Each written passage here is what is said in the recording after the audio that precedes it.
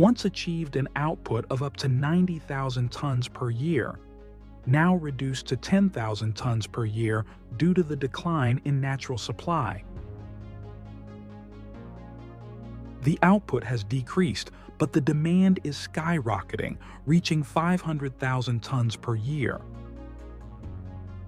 Although it can be called the embodiment of resilience, ready to face the harshest conditions, the number of individuals is rapidly declining. So how can we turn this situation around? Right now, let's follow me on a journey to explore how farms in Japan are breeding this species.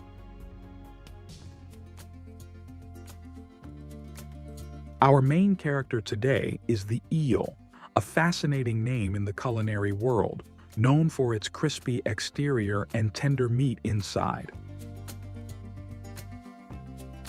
Although 99.9% of Japanese eels on the market come from farms, the production process still has to start with juvenile eels caught in the wild.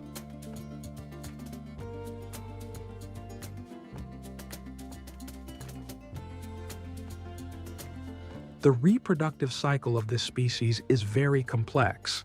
However, to address this issue, farms have developed a method to raise eels from eggs. Here, scientists and technicians have conducted in-depth research on the living conditions, nutritional regimes, and environmental factors necessary to stimulate eels to reproduce in captivity.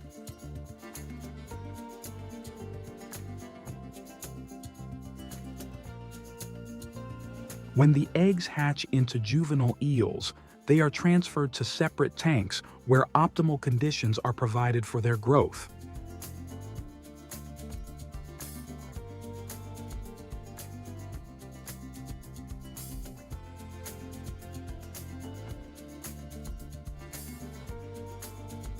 Eels are omnivorous, so their diet typically includes a specially designed mixture of fish meal, wheat, soybean meal, and fish oil to support their growth.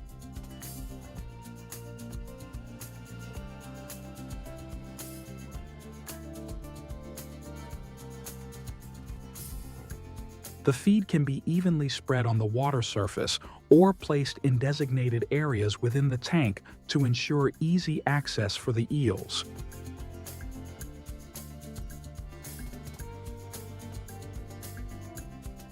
They are fed 3 times a day in the morning, at noon, and in the evening, with the amount of food based on the size of the eels.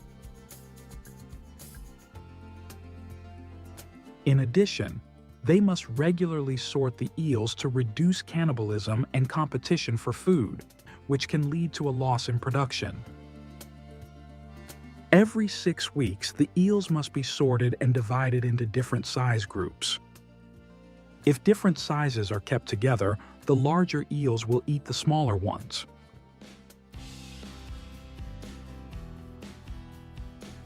To prevent waste and water pollution in the tanks, the amount of feed must be carefully controlled. The farm needs to closely monitor the eels' eating habits to adjust the feed quantity appropriately, which is also a major headache and challenge for the farms.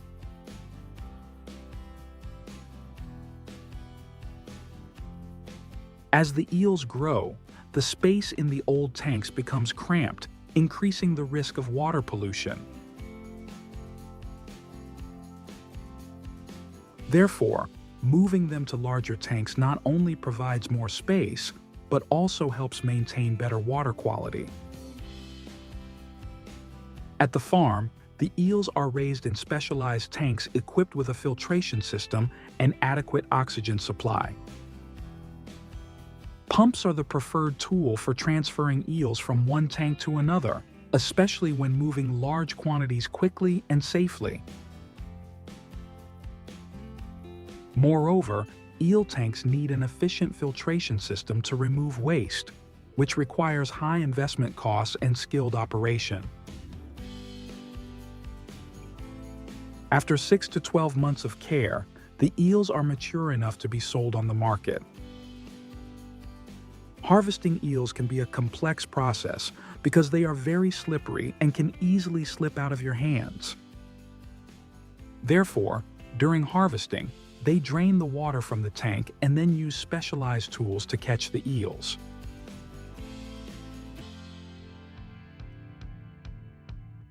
After receiving the eels from the farms, the factory staff will carry out inspections to ensure there are no signs of disease or injury.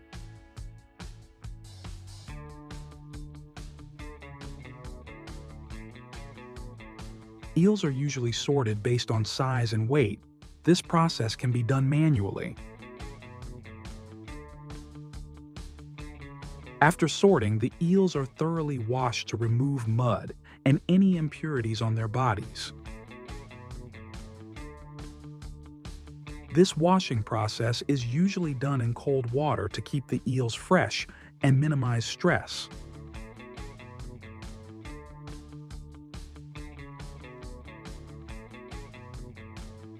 Smaller and lighter eels are usually separated for further farming or processing into other products.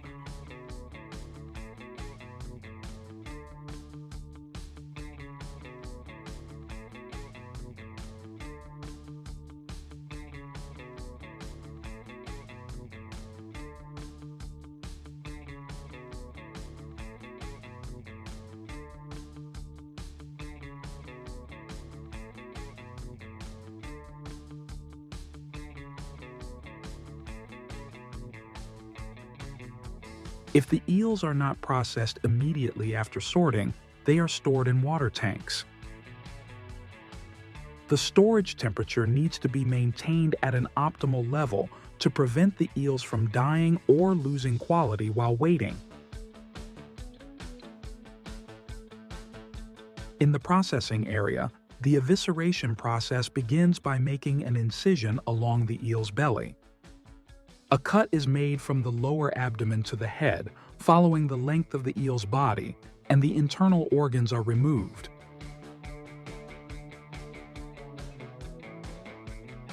Here, the eels are placed on automated grilling conveyors, where they are evenly grilled on both sides. Grilled eel is a famous dish in Japanese cuisine, where the eel is grilled and marinated with a special sauce. The most special part of the process is that the eels are thoroughly marinated with kabayaki sauce. The marination can take several hours to ensure the eels absorb the flavors evenly.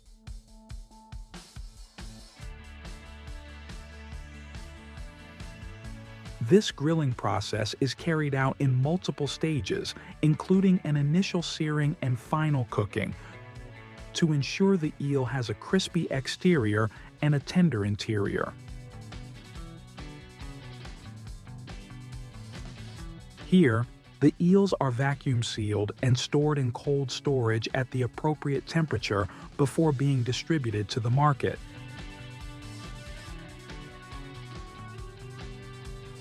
However, besides being used for grilling, fresh eel is also popular and utilized for various other culinary purposes.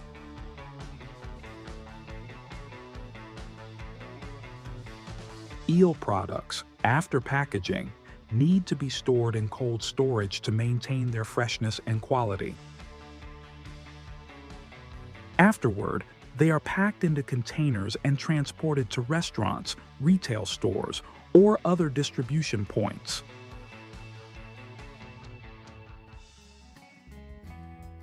In Japan, unagi kabayaki is a highly popular grilled eel dish served with white rice. The eel is grilled over charcoal, resulting in a crispy skin while the inside remains tender and infused with rich flavors. Are you curious about why eel has such high demand? Because their meat is rich in high-quality protein and omega-3 fatty acids, which help reduce the risk of cardiovascular disease and improve brain function. In addition, eels boost the immune system and, notably, enhance sexual health. Thank you for joining us on this journey to explore eels. As we've seen, despite the increasing demand for eels, natural production is rapidly declining. This poses a major challenge for the eel farming industry. Therefore, let's work together to protect and develop both the environment and the eel farming industry. Once again, thank you, and see you in the next video. With global consumption regularly exceeding 900 million tons each year, plays an important role in the development of the global economy. Revenue from fruit exports peaks at 8 to 9 billion USD annually. Leading the fruit production industry are tomatoes, strawberries, and oranges. Are you curious about why it can reach such revenue levels? Then, let's follow along with me to explore the journey of how this level of production is achieved. As a nutritious food with many health benefits, the global tomato production is estimated to be around 200 to 220 million tons annually. With the advancement of technology, the power of motorized vehicles can reach up to 300 horsepower and achieve a harvesting output of 10 to 20 tons of tomatoes per hour.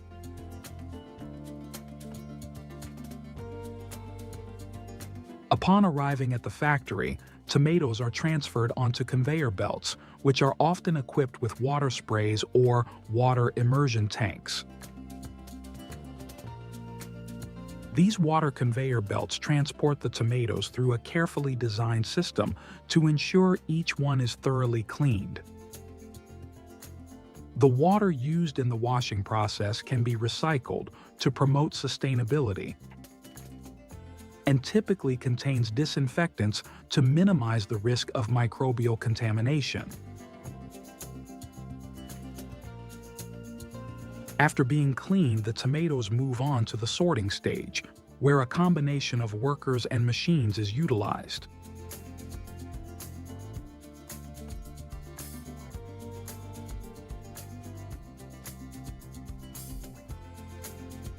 To make dried tomato products, the tomatoes need to be halved or sliced, depending on the requirements of the final product. Before sun-drying, workers meticulously sprinkle salt or sugar on the surface of the tomatoes to enhance their natural sweetness and make preservation easier.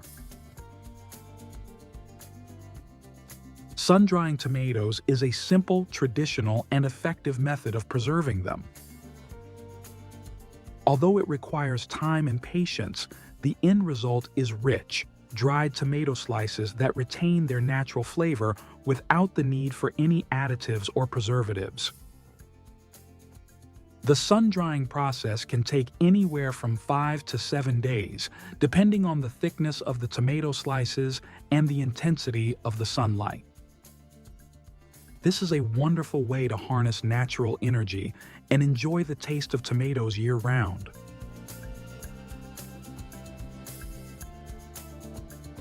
With technological advancements, tomato drying machines have been increasingly improved to deliver higher efficiency. With the ability to dry quickly, evenly, and cost-effectively, modern drying machines not only enhance production efficiency, but also ensure the highest quality for the final product.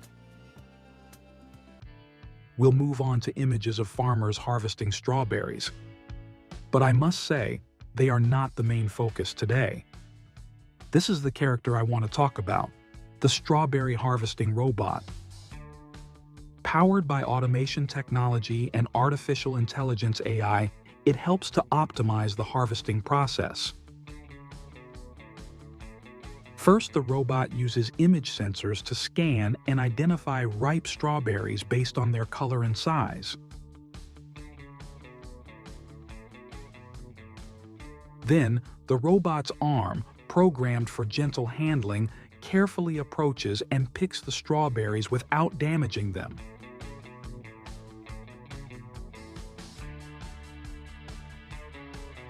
Additionally, The robot is capable of moving flexibly through the rows of plants, automatically adjusting its direction and speed to harvest quickly without the need for human intervention.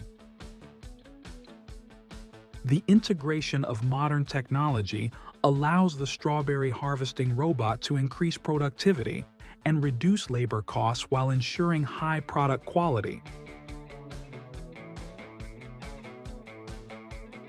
We are now at a strawberry drying factory. Thousands of tons of strawberries are being carefully selected, with any bruised, damaged, or pest-infected berries being removed. The strawberries are passed through an automated washing system with clean water to remove dirt, insects, and other impurities. After washing, the strawberries may be soaked in an ascorbic acid solution or diluted lemon juice to maintain their bright color during the drying process. With the high demand for dried strawberries, factories usually keep the strawberries whole and place them directly into the drying ovens.